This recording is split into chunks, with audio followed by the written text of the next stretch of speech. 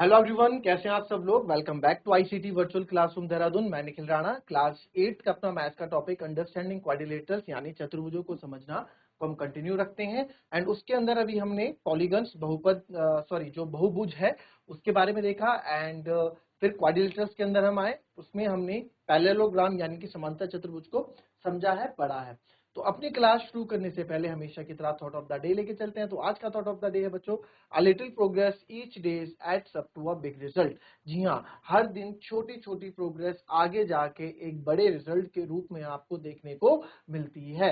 तो हर ये मत सोचिए कि आप एक ही दिन में सब कुछ सीख जाएंगे, थोड़ा थोड़ा करके आप सीखेंगे और आगे जाके आपको वो एक बड़ा परिणाम स्वरूप आपको फल उसमें मिलेगा। तो ये मत कभी रखें एक दिन में कभी किसी को कुछ नहीं मिला है। तो हमेशा थोड़ा पेशेंस बनाए रखें और क्लास में कंसंट्रेशन बनाए रखें। तो हमने अभी तक इसमें जो है बाइसेक्ट कल मैंने आपको प्रॉपर्टीज बताई थी। एंड प्रॉपर्टीज के साथ साथ हमने कुछ क्वेश्चंस भी इस प्रॉपर्टीज में किए थे, है ना। तो फिर से थोड़ा रिमाइंड आपको मैं करा दूं। तो अपोजिट साइड्स किसी भी पैरेललोग्राम के क्वाड्रिलेटरल चतुर्भुज होता है, और चतुर्भुज के अंदर पैरेललोग्राम यानी कि समांतर चतुर्भुज, और समांतर चतुर्भुज जिसको हम पैरेललोग्राम साइन से ऐसे लिखते हैं, ठीक है। और उसके बाद पैरेललोग्राम का डिजाइन मैंने बना के दिखा दिया था। अपोजिट साइड्स इसकी पैरेलल होती हैं, पैरेलल मतलब समांतर होती हैं। समांतर एक जैसे रेल की पटरी होती है, कभी मिलती नहीं आपस में, उसको हम समांतर बोलते हैं। इसकी सम्मुख भुजाएं समांतर होती हैं। सम्मुख मतलब अपोजिट साइड्स इसकी पैरेलल होती हैं, जो कभी आपस में मिलती नहीं है, इसलिए इसको बोलते हैं अपोजिट साइड्स इसकी पैरेलल होती हैं। फिर आगे आ जाते हैं, आगे देखते हैं कि इसके अपोजिट साइड्स क्या होती हैं, इक्वल होती हैं। अपोजिट साइड्स क्या होती हैं बच्चों, इसकी इक्वल होती है। तो अपोजिट साइड जब इसकी इक्वल होती है, ठीक है, अपोजिट साइड इसकी क्या होती है, इक्वल होती है, ठीक है। अपोजिट साइड इसकी इक्वल होती हैं, यानी कि इसकी जो विपरीत भुजाएं हैं या समांतर चतुर्भुज की जो सम्मुख भुजाएं हैं वो क्या होती हैं, इक्वल होती हैं, बराबर होती हैं। जैसे कि ए बी बराबर सी डी हो गया, जितना ए बी की लेंथ उतनी सी डी की लेंथ, और जितना ए डी की लेंथ उतनी ही बी सी की लेंथ। वैसे इसके समांतर चतुर्भुज के सम्मुख कोण यानी कि अपोजिट एंगल भी इक्वल होते हैं।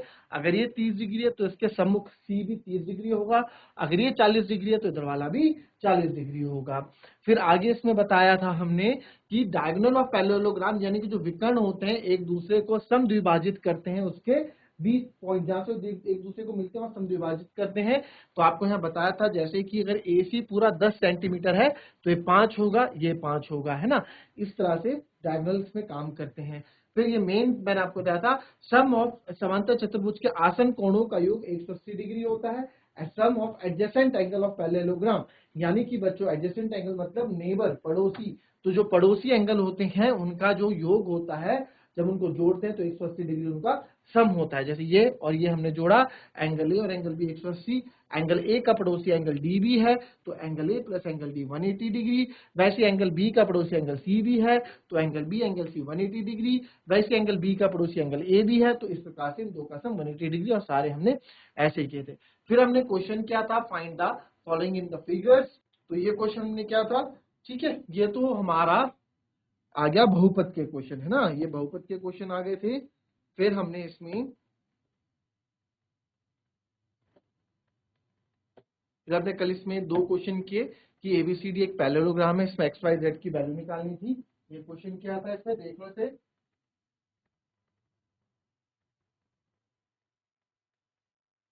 चलिए अब इस पे जो है क्वेश्चन, हम नेक्स्ट क्वेश्चन जो इन पे क्वेश्चन है उस पे आ जाते हैं। To adjacent angle of parallelogram, कल मैंने आपको रेशियो का पूरा बताया था कि रेशियो किस तरीके से होते हैं। एक क्वेश्चन ये था कि एक समांतर चतुर्भुज की दो भुजाओं का अनुपात 3:4 है। यदि इसका परिमाप 42 सेंटीमीटर है तो इसकी भुजाओं की लंबाई ज्ञात करें। तो ये हमें बताना है। तो रेशियो ऑफ द साइड्स, ठीक है, रेशियो ऑफ द साइड्स हमको यहाँ पे बताना है। सॉरी, रेशियो ऑफ साइड्स हमको यहाँ पे दिया गया है, ठीक है। रेशियो इसका यहाँ पे अनुपात दिया गया, तो अनुपात होता है, कंपैरिजन होता है। अनुपात को एक्चुअल वैल्यू में, वास्तविक वैल्यू में हम लाते हैं। एंड वास्तविक वैल्यू में लाने के लिए किसी कॉमन वेरिएबल से हम इसकी मल्टीप्लाई कर देते हैं, ठीक है। तो अब ये रेशियो था ये एक्चुअल बन गया, यानी कि 3x सेंटीमीटर ये हो गया और 4x सेंटीमीटर ये हो गया।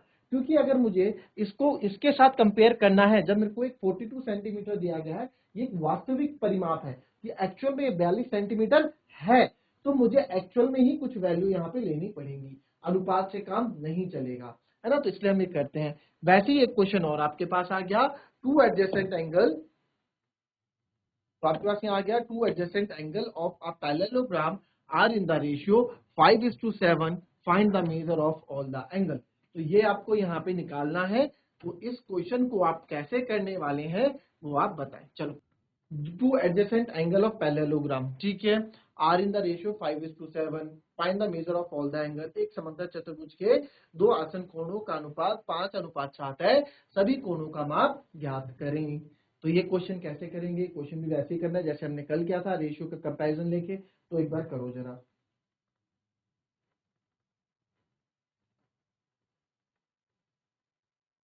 पता है इसका।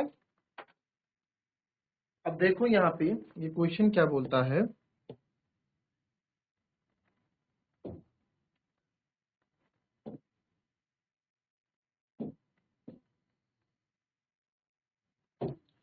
ये हमारे पास पैरेललोग्राम है, नामकरण कर दें इसका, ठीक है। तो कोई दो एडजेसेंट एंगल हम ले लेते हैं। हमें जो जो लिखा है पहले वो लिख लेते हैं। हमें क्या गिवन है? गिवन हमको दे रखा है दो आसन कोणों का अनुपात, ratio of to adjacent angle कितना है? 5:7, ठीक है। तो दो अनुपात कितना है? 5:7 है।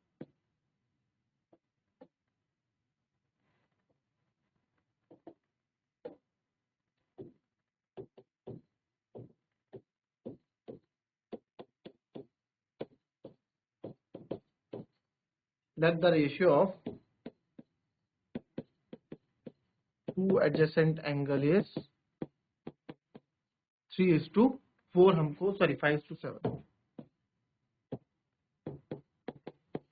अब ये अनुपात में है ना, और हमें कुछ नहीं अनुपात में दिया है। तो कोई सी भी दो आसन कोण, कोई एडजेसेंट एंगल क्या बताया था मैंने? पड़ोसी एंगल। तो कोई सी भी ले लो, डी और सी ले लो, है ना। तो अब ये हमें गिवन है, लेट नहीं है, ये हमें गिवन है। द रेशियो हमें गिवन दे रखा है, the ratio of to adjacent angle is 5:7, angle is 5:7। अब हमारे पास ये क्या है? इसका रेशियो दिया गया है। ये ऐसा नहीं है कि एक्चुअल वैल्यू देखिए तो एक्चुअल वैल्यू में मान लेते हैं। हमेशा रेशियो का रामबाण तरीका है, रेशियो हटा दो और उसकी जगह एक्स लगा दो, ठीक है। तो लेट द एंगल, या फिर let the adjacent angle of measure, मान लेते हैं 5x एंड 7x डिग्री। हमने माना कि एडजेसेंट एंगल का जो measure, the adjacent angle of measure 5x and 7x degree के कोई ये दो एंगल हैं, ठीक है जी। Now 5x plus 7x degree बराबर होता है 180 डिग्री। क्यों? इसमें रीजन आप दे सकते हैं, sum of adjacent angle of parallelogram is 180 degree. कि सर दो sum of adjacent angle, adjacent angle यानी कि आसन कोणों के योग, समांतर चतुर्भुज के आसन कोणों का योग 180 डिग्री होता है। ये हमने पढ़ा है, ठीक है, एक प्रॉपर्टी है इसकी। तो बस 5 और 7 12x बराबर 180 डिग्री। तो x बराबर जाएगा 180 बटे 12। तो यहां से जब आप इसे कट करेंगे तो ये आ जाएगा 3 4 12, 3 6 18 और 4 से 15 टाइम से कट जाएगा। तो x बराबर मेरे पास आ गया 50। x बराबर मेरे पास 15 आ गया। बट अभी भी एंगल स्टार्ट, अभी भी हमारा आंसर सही नहीं है। हमें ऑल एंगल्स निकालने, measure of the all angle, है ना। तो लेट दैट एंगल मेजर भी 5x एंड 2x। तो आपने एंगल जो माने हैं, ठीक है, अगर ये 5x है तो ये भी 5x होगा, ये 7x है तो ये भी 7x होगा, है ना। अब हमें ऑल एंगल्स का मेजर निकालना है, तो देयरफॉर एक एंगल था 5x, तो 5x की जगह मैं वैल्यू रखूंगा 15, तो 15 5 जो होता है 75 डिग्री। फिर एंगल 7x, तो 7x से रखूंगा मैं 15, 15 7 जा 105 डिग्री।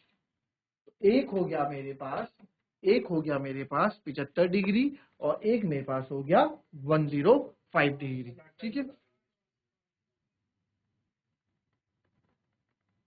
अब हमें ये दो एंगल्स तो आ गए, तो हमें ऑल एंगल्स निकालने हैं, तो हम लिख सकते हैं because angle A is angle equals to angle C, ठीक है। आप लिखोगे क्यों, क्योंकि sir opposite angle of parallelogram is equal,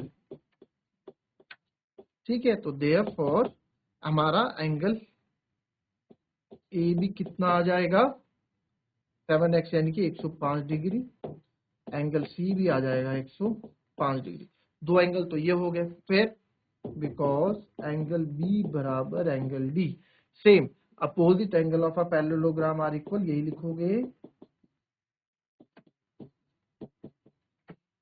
देखो तरीका पता सबको निकालना कैसे, काफी बच्चों को पता होगा कि निकालना कैसे, आंसर कैसे आए, बट रिप्रेजेंट लिखने का तरीका भी होता है। तो एंगल बी है मेरे पास 75 डिग्री, तो वैसे ही एंगल डी भी हो जाएगा 75 डिग्री। तो चारों एंगल्स हमने निकाल दिए। Angle A angle C 105 degree है, angle B and angle D आपका 75 डिग्री है। तो इस तरीके से आपने इस क्वेश्चन को पूरा रूप दिया है। तो चलिए कॉपी कर लें।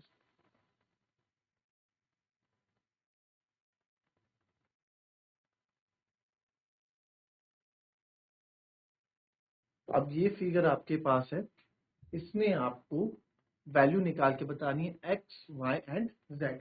चलिए निकालिए।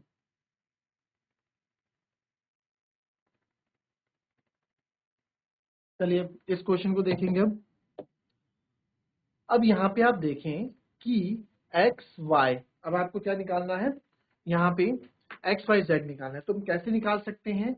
अब यहाँ पे आप बोलोगे, कुछ बच्चे अगर ये करेंगे सर ये 40 प्लस जेड बराबर 180 कर दो, क्यों, क्योंकि सर आपने बताया स्ट्रेट लाइन का एंगल बनाता है।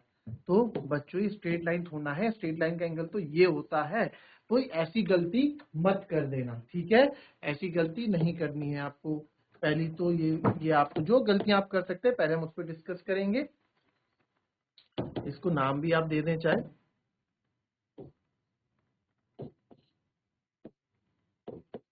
ठीक है। तो A B C D.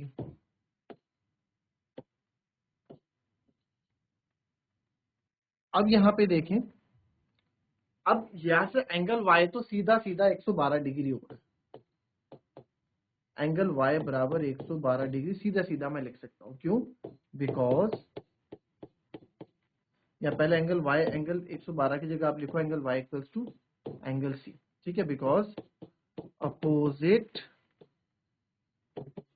Angle of parallelogram is equal, यानी कि समांतर चतुर्भुज के सम्मुख कोण क्या होते हैं, बराबर होते हैं। तो देयरफॉर एंगल y बराबर हो जाएगा 112 डिग्री। एंगल y तो आ गया जी हमारे पास। अब हमारी परेशानी है सर एंगल x को लेके। तो एंगल x को लेके आप कैसे करेंगे, एंगल x आ जाए तो एंगल x कैसे आएगा। अगेन अब आप ये बोल सकते हैं, अब काफी बच्चे यहाँ पे ये बोलेंगे कि सर एंगल x जो है इन दो का सम 180 डिग्री कर दो, क्योंकि सम्मुख कोणों का जो कोण होता है, सम्मुख सॉरी जो आसन कोण होते हैं उनका योग 180 डिग्री होता है। यानी कि adjacent angle of a parallelogram, यानी जो एडजेसेंट एंगल होते हैं पैरेललोग्राम में उनका सम 180 डिग्री होता है। बिल्कुल सही आपने बोला कि 180 डिग्री होता है। तो एंगल वाई ये रहा और एंगल एक्स केवल इतना। अगर एंगल एक्स पूरा होता है, ये पूरा ये पैरेललोग्राम का एंगल होता है, पूरे समांतर चतुर्भुज का ये कोण होता तो हम कर पाते, बट ये पूरा नहीं है। आप देख रहे हैं ये आधा है, तो इट मीन्स ये वाली प्रॉपर्टी यहाँ पे नहीं लागू होगी। तो काफी बच्चे लगा देते हैं और आंसर गलत आ जाता है, ठीक है। तो अब क्या करने वाले हैं सर हम यहाँ पे, तो यहाँ पे आप देखो ये ट्रायंगल है, ये एक ट्रायंगल बन रहा है। अगर ध्यान से देखा जाए तो ये एक ट्रायंगल बन रहा है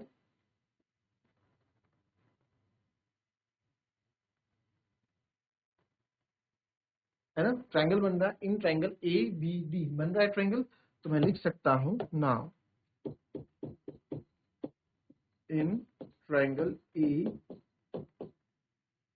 बी डी, है ना, angle A plus angle B plus angle D बराबर 180 डिग्री। ये क्यों हुआ, क्योंकि त्रिभुज के तीनों कोणों का योग 180 डिग्री होता है। Sum of the angles of a triangle is 180 degree. लिख लो चाहे इसको,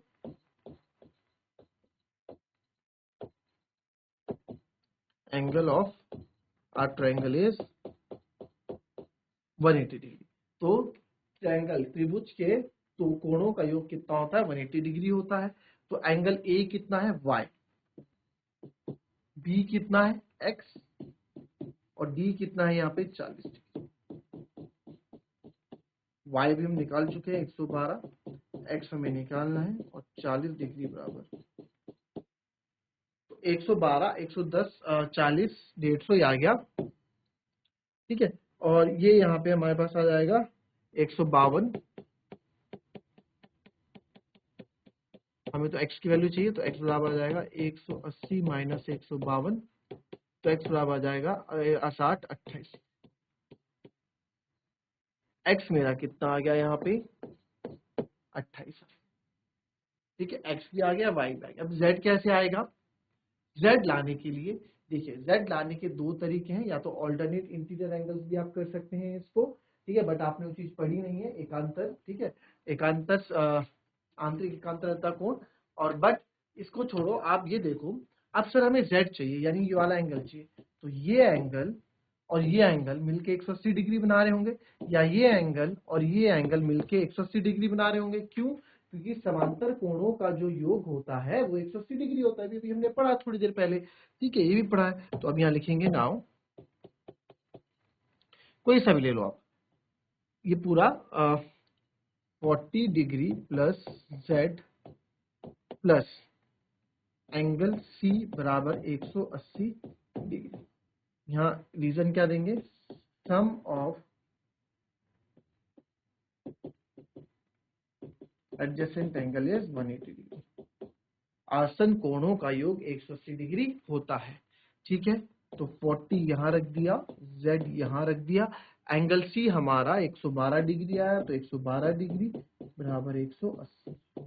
तो 112 और 40 अगेन हो जाएगा 152 डिग्री प्लस z बराबर 80 डिग्री। तो z बराबर आ गया 180 माइनस 52, 152, तो 152 और 52 और 8 60 और 28, ठीक है। तो इट मीन्स ये z भी सर हमारा कितना हो गया, 28। तो सारी प्रॉपर्टी जो हमने पढ़ी उस बेस पे क्वेश्चन अभी तक हमने किए हैं, और अच्छे क्वेश्चंस, अच्छे लेवल के क्वेश्चन है, मजा आएगा इन क्वेश्चंस को करने में, कॉपी कर लें।